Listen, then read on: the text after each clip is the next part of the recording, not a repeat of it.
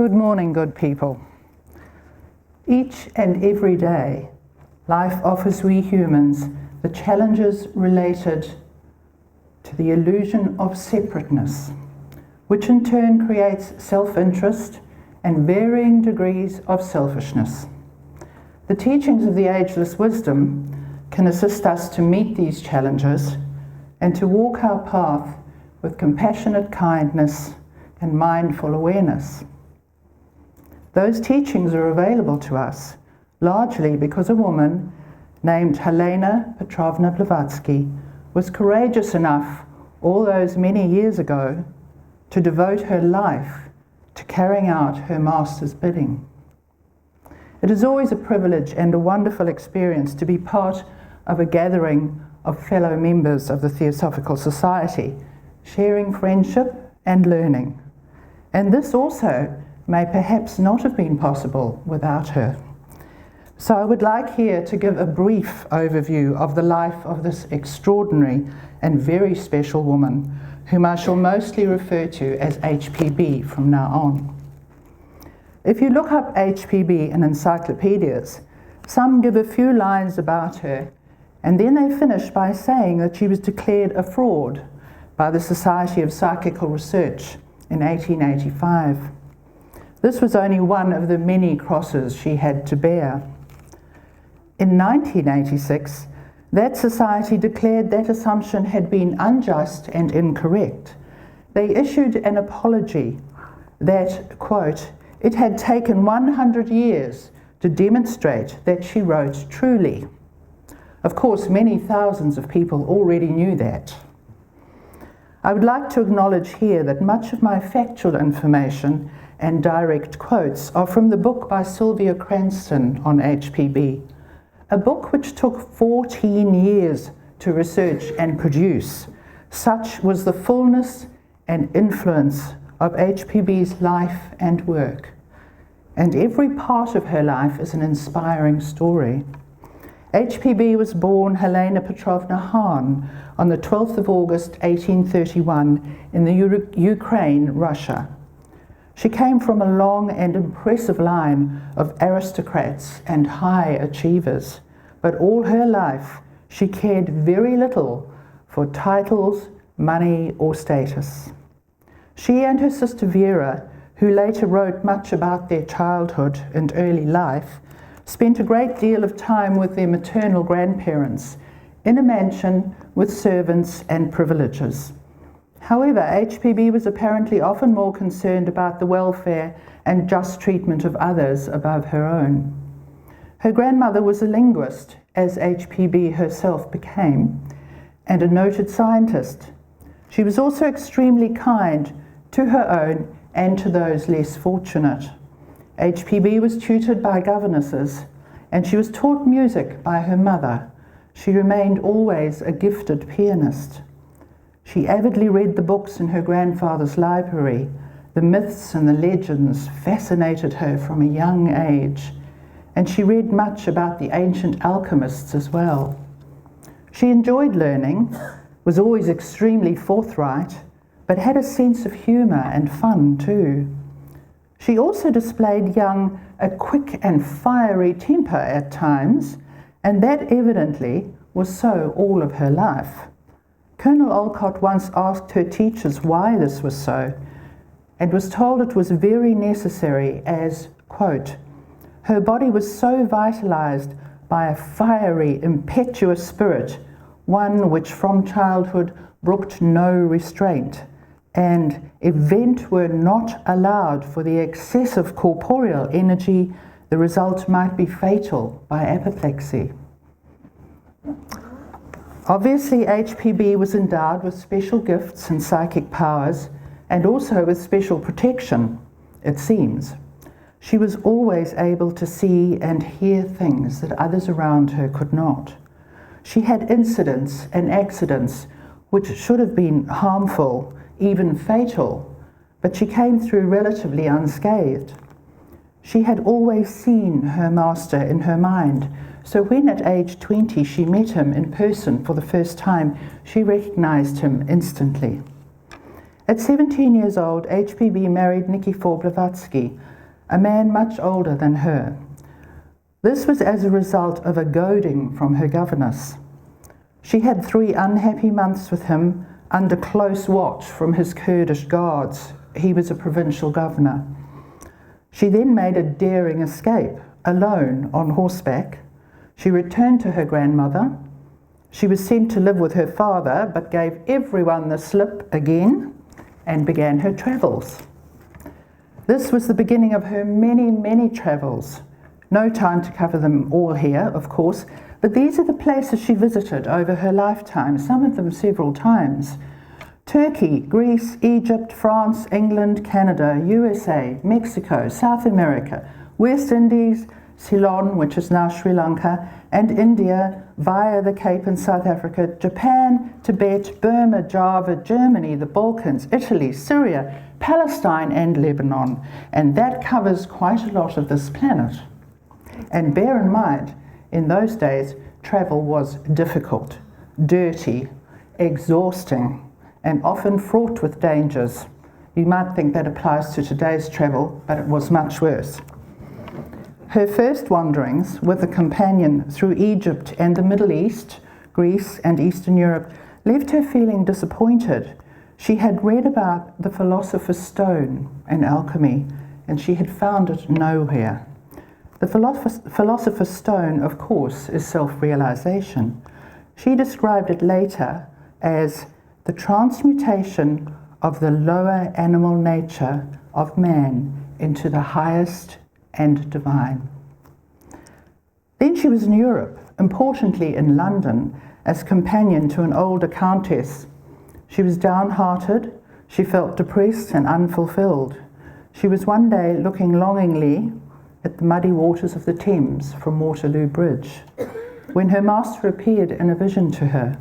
He brought her to her senses, and he promised she would find the philosopher's stone. She first met her master personally on her 20th birthday in 1851. She had seen him walking towards her with a delegation of Indian princes and wanted to rush up to him. He signalled her not to, but he found her the following day in Hyde Park. He said he required her cooperation in an important undertaking, and he outlined what it was. However, she would have to spend 3 years in Tibet in preparation for this great task. HPB then set off for India for the first time. She went via America, where she spent some time. HPB had some amazing adventures on her travels, but what she sought above all, wherever she went, was to investigate the religious and spiritual customs and beliefs of the local native people. That was her great interest. She spent 2 years in India this first time, and she travelled where she was directed, although she never met her master in person on that trip. Necessary money arrived for her. She knew not where from. She was also told that India was where her destiny lay, but not until much later. She had a vain attempt at entering Tibet that time. So back to England and America, then a second trip to India, and on this occasion she did meet her master. She later wrote articles called The Caves and Jungles of Hindustan, describing these travels and some of the phenomena her master, under the pseudonym of Gulab Singh, performed. HPB's dauntless courage and spirit is what is apparent from these travels. Later, via Java, she returned to Europe and visited her family in Russia in 1858, and she remained there a few years. During this time, she experimented with her psychic powers and forces as she learned to understand and control them. Many of these phenomena are described by her sister Vera. HPB never abused her ability to manifest objects or to produce phenomena, much as she was constantly pestered to do so later on. She did not like to use her powers as entertainment or for cheap sensation, but as a tool to demonstrate to the disbelieving West that there is an unseen world, and indeed forces do exist beyond the material world. and that these so-called miraculous powers are in fact latent in every human being. One escapade worthy of mention is that HPB fought in the battles with Garibaldi's army during the liberation of Mentana, Italy, from the clutches of France. She believed it a just cause. She was wounded several times and left for dead in a ditch. She recovered, of course, with the scars to prove it. Colonel Olcott believed that this near-death experience was crucial to HPB's spiritual development. NDEs are now more widely accepted as being transformative and life-changing. Eventually, she gained proper access to the then mysterious Tibet in about 1868. And here she underwent deep and serious spiritual training with her masters and learned Senzar, the language spoken by the adepts to each other. People later and often discredited her claims of having been there, but Sylvia Cranston in her book presents much evidence to verify these claims. More travels followed, and that most important time in her life. And in 1873 she sailed for New York, there to accomplish a very notable task. An example of HPB's truly altruistic and compassionate nature is this little story. As she was about to board the ship for New York, she noticed a woman and 2 children in great distress on the wharf. The woman had bought steerage tickets to join her husband in America, but she had been defrauded with fake tickets. She was stranded, penniless and homeless in a strange city. HPB was to have travelled on a first-class passage. However, she swapped that so that she and the little family could all travel in steerage, in which the conditions were appalling. It must have been a nightmare trip. The word spiritualism literally is the opposite to materialism. The spiritualist movement in Europe and America had become very popular. They held meetings and claimed to speak to the dead, and certain phenomena occurred. HPB understood, of course, that they were on the wrong track, allowing themselves, the mediums that is, to be controlled by outside forces rather than using their own power and will to control. And we've just heard a lot more about that, in Anthea's talk. She made herself known in spiritual circles in America and even defended them on occasion. Her purpose was to initially get people to be aware of the spiritual world and acknowledge its existence. And then she proposed to write and teach about the true occult science.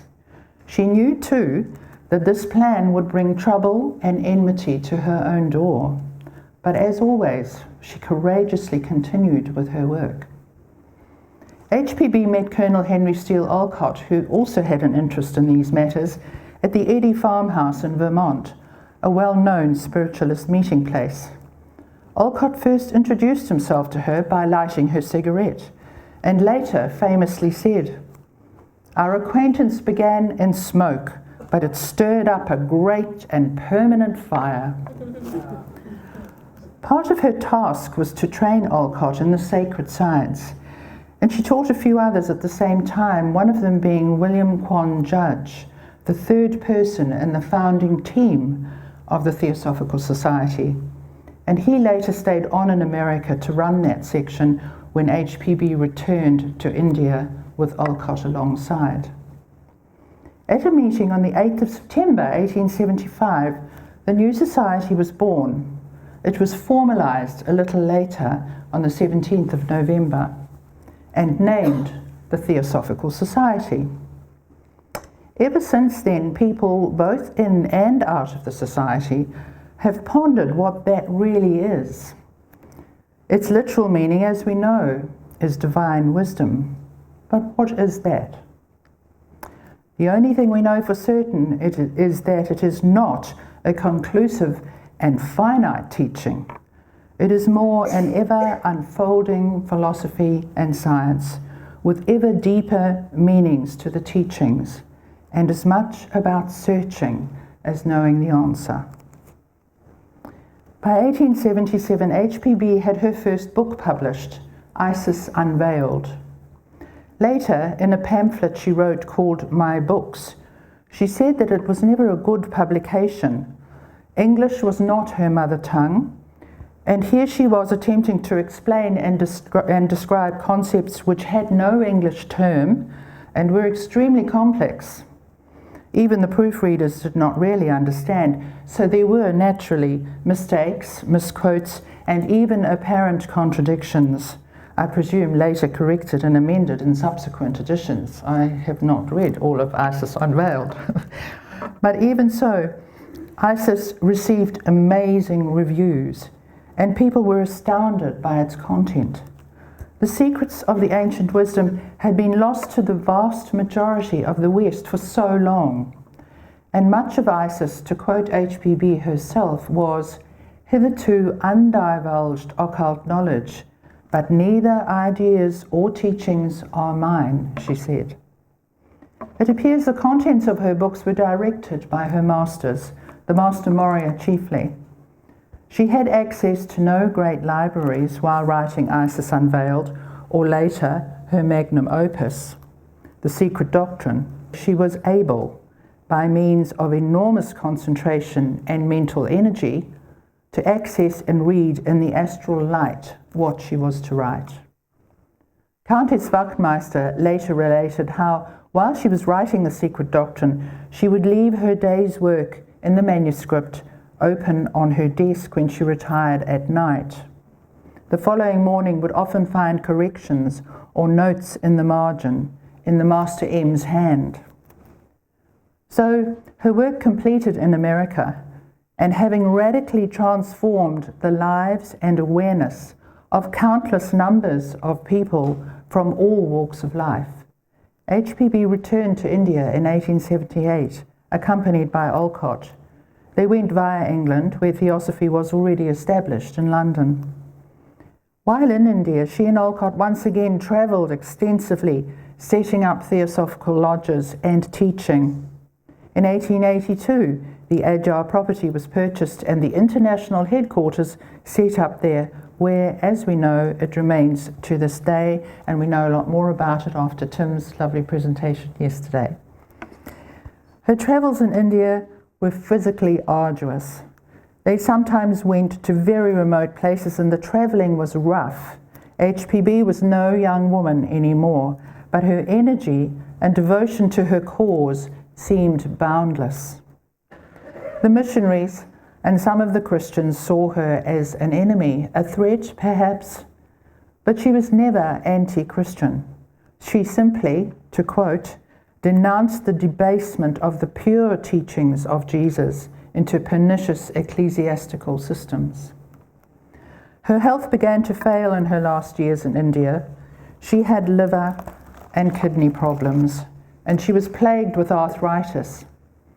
Eventually, she was barely able to walk for her swollen legs and had a sort of wheelchair, her perambulator. She was obliged to return to Europe. The climate in India appeared to worsen her health. The Secret Doctrine, her greatest and most important work, was written chiefly in Würzburg in Germany, a massive book, both in size and in content. Some of the world's greatest thinkers have been amazed and enlightened by it. Albert Einstein, for example, always had a copy on his desk. It was an undertaking of enormous proportions, and HPB sacrificed much of her physical, mental, and emotional energy by producing this book for the world. She was so ill while writing it that her master once offered her release from her physical distress and the chance to die. She refused that opportunity, and she elected to remain, suffering and all, to complete her task. While she was in Fontainebleau, supposedly having a rest from her work, she wrote the beautifully poetic guide to a deeply spiritual life, The Voice of the Silence. She had learnt those stanzas in Tibet years before, and she translated them into English. Eminent Buddhist scholars have been astonished at not only HPB's knowledge of these, but her understanding of them, as evidenced by her accompanying notes. The voice of the silence has many references to the illusory and impermanent nature of our physical existence and material world. It points for those on the path to the very steep and thorny way through the mountains of illusion to truth. We are told it is no easy stroll, and without some sort of direction, surely even more perilous. Perhaps HPB charts some of the course in this little book. HPB also wrote numerous articles and letters. In all, she completed about 10,000 pages in her lifetime. No computers, including also the key to Theosophy.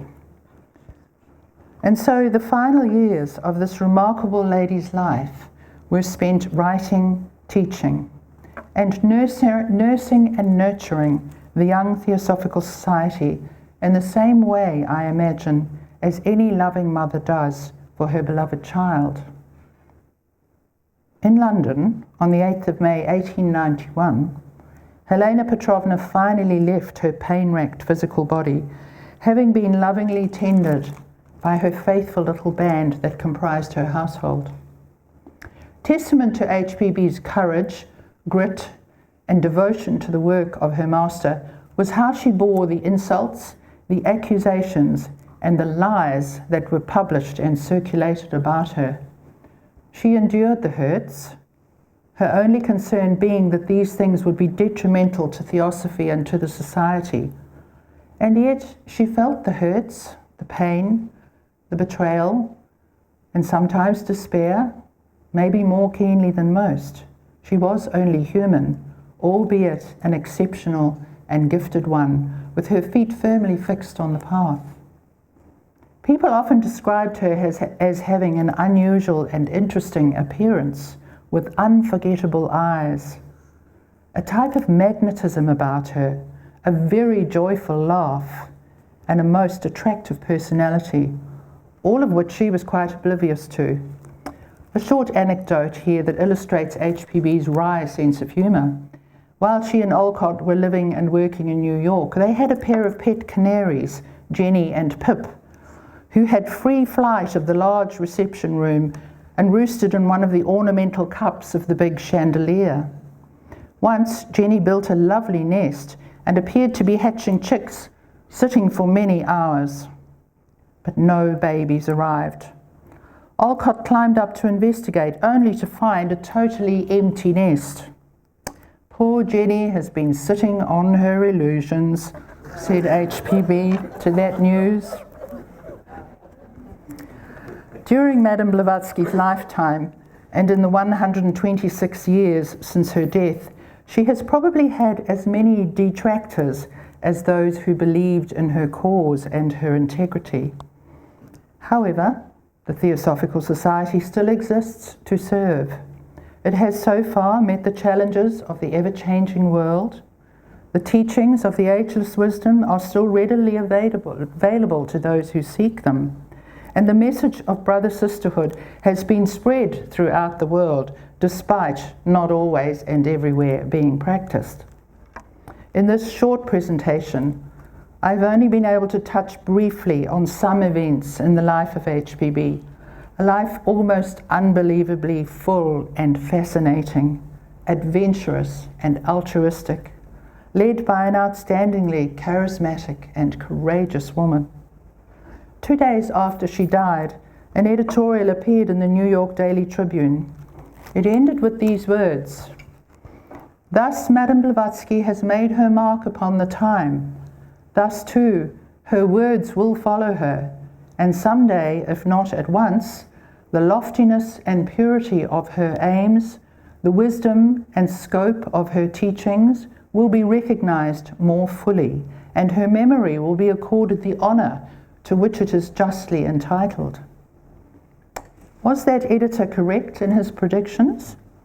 I am no scientist, but I understand that some of the science HPB wrote about in the Secret Doctrine has revealed itself in the 20th and 21st centuries, as again we had illustrated to us by Anthea. Many scientists in her time believed they had discovered all there was to discover. How wrong they were.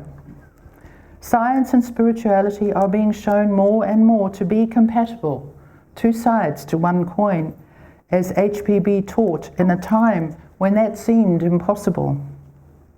She has been called the mother of the New Age, and certainly since her time, and due largely to her teachings and perhaps the society itself, many Eastern philosophies have become accepted and popular in the modern Western world.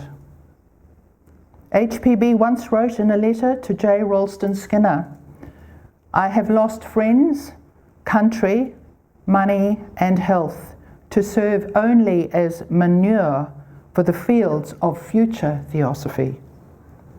And so let us strive to remember the hopes and the expectations that HPB had, not only for the Theosophical Society and its members, but for all the brother-sisterhood of humanity upon this, our beloved and currently only planet. Thank you.